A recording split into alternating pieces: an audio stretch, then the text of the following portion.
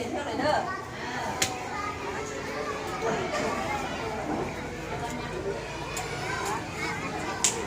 มา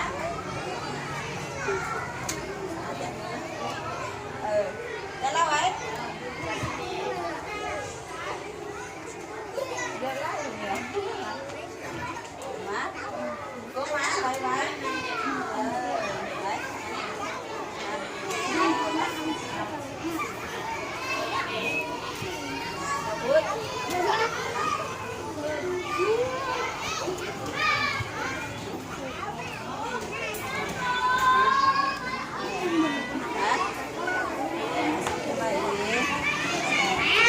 มาไว้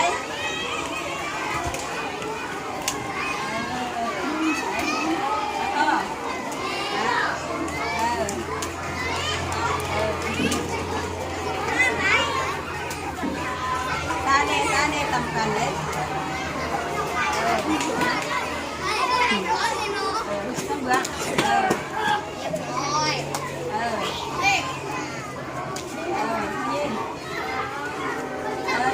ไว้กันดีไหม